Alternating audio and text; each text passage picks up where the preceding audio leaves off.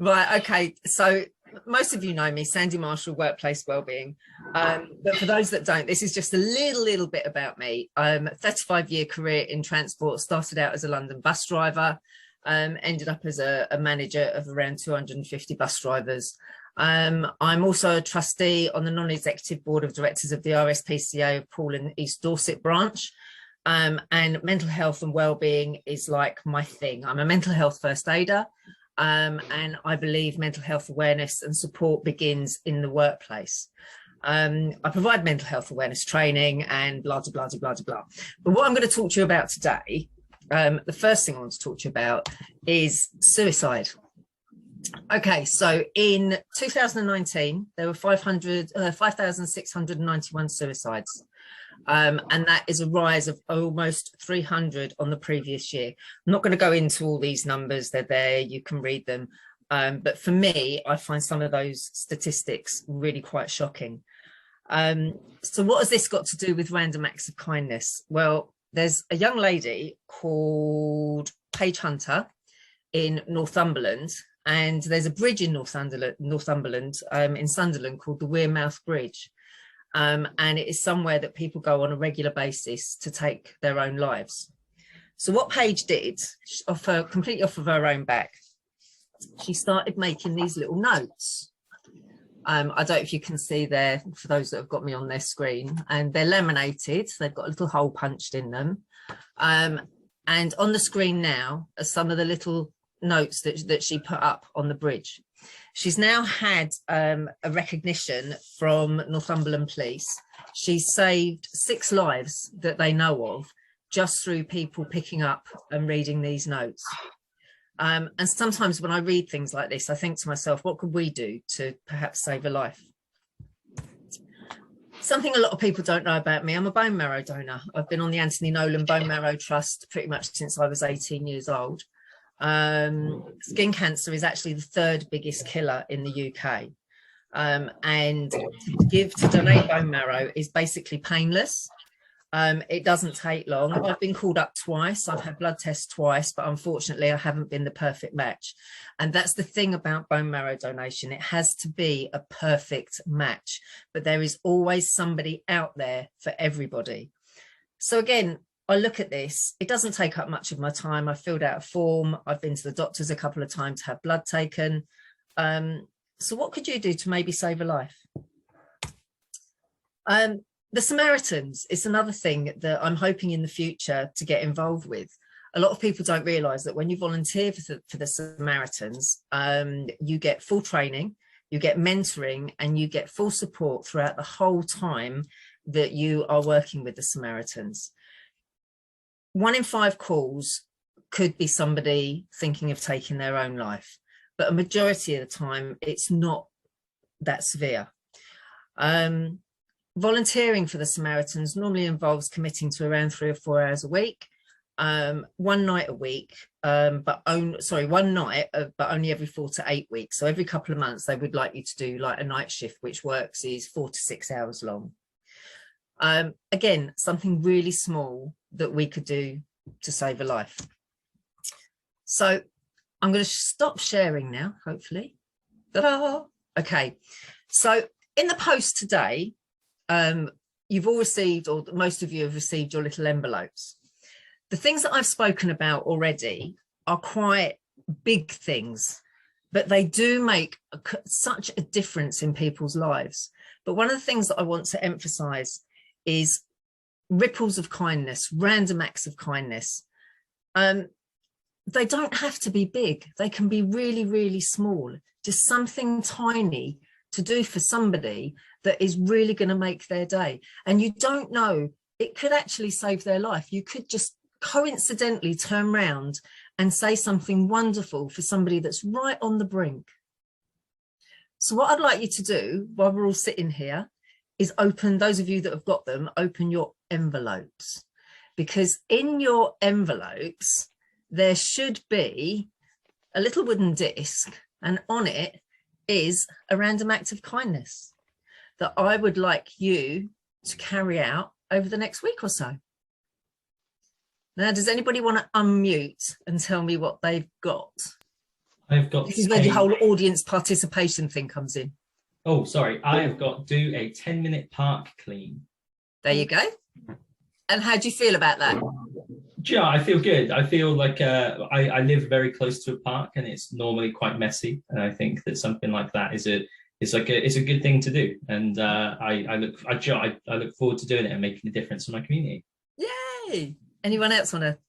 I do. So I have sent someone a care package, and I don't know if any of you realised, but I regularly send out happy posts to people that I know, and it's just random, and this is just like, oh my god. Pete set me the task of sending out five things. Seven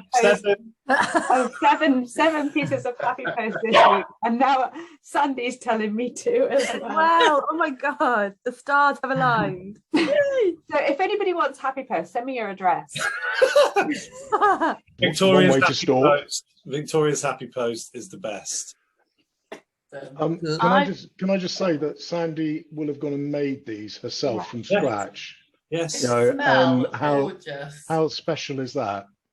And can I say also, I mean, it's the sort of thing that you get and you use and then you chuck it away. But for those of you with children, if you just take the little cardboard label and the bow off, they actually make really superb little discs for children to draw on for Christmas tree decorations. I was going to say, they're perfect to put on your Christmas tree, because I obviously have a memory Christmas tree, so Sandi will now be part of my Christmas tree forever. Oh, bless you. That's the same here as well. Yeah. So mine says, write a positive review online. So that's extremely appropriate. Has everyone got a purple bow? Because my favorite color is purple, so I got extra excited. Yeah, they've all got purple bows, because that's part of the colors of my brand. So I will write on this something, and I will show you when I do it, because I'll think about now and Christmas, and it'll be something hopefully that will remind me of this group and Sandi and mental health, and that will be on my tree. Bless you. Thank you. Can I just interject, Sandi? Of course you can. Those people that didn't get one, it may be that the post is crap in your area, or it might be that you didn't sign up for session by last Friday midday. We sent the post Friday midday, so if you haven't got one, it's either because we sent it and it's not arrived, or because you didn't sign up in time. And if you haven't signed up in time, my promise is that you'll get one in the post by next Monday. We'll send them today. Thank you. You're not getting away with it is basically what Pete's saying. Yeah, no, everybody's got to do this. Yeah. So does anybody else want to sort of share which one they've got? I found it quite a bit like Victoria's one. Mine is write a thank you note, and it's, as a fundraiser, it's one of my top things, and I think where Pete said in his top tips of writing handwritten stuff, because I think for us, in my work as a charity, for us to actually appreciate people who have supported us in whatever way is one of my big things. And I've got a stack of thank you cards next to me that I always handwrite thank you cards to people, because I think, who doesn't love a thank you card? I'll tell you what, a little tip. It's always much easier when you can get your 4-year-old to write them for you as well. Child labour. That's just your way of covering your terrible writing. That is absolutely my way of covering my terrible writing. She knows me well already. Really? I've got gift and inspirational book, which I love, because I am now reading Authentic Happiness by Martin Sigel, and it's such a good book, and it just tells you about how to make yourself feel happier in very, very small increments, and so it's very apt, and I will be gifting that book to someone. Awesome. Brilliant. I don't know how we're doing for time, Sarah. We're all right. Okay. We do need to share, but we're not in a bad place just yet. Okay, so if anybody hasn't, sorry, Sian. Kaz has got her hand up. I got contact a friend you haven't seen recently, which is really weird, because I was just thinking about somebody last night that I haven't spoken to in ages. So it's really bizarre that I got this one. So thank you, Sandi. But I was also thinking, John, if you and I coordinate, I'll come with you and also do the park cleanup, and we can make it a one-to-one. Amazing. That sounds ideal. That sounds, and also means I'm just going to delegate it all to you. Of course. I'll sit that was back. going to happen. I'm okay with that. You know he's going to be bringing Rupert along, and he'll say, "Oh, I can't possibly. I've got the baby." Yeah. Oh, I can't. It's fine. I've been rumbled. We're glad to be there before. Kaz, you've got your hand up. Yeah, I just want to really quickly, you can save a life by going to give blood. I'm an O negative blood type, which makes me a first responder because we're universal, so we can give to everybody. So if your arms are hanging off at the side of the road, that's us. But we can only have our own blood back.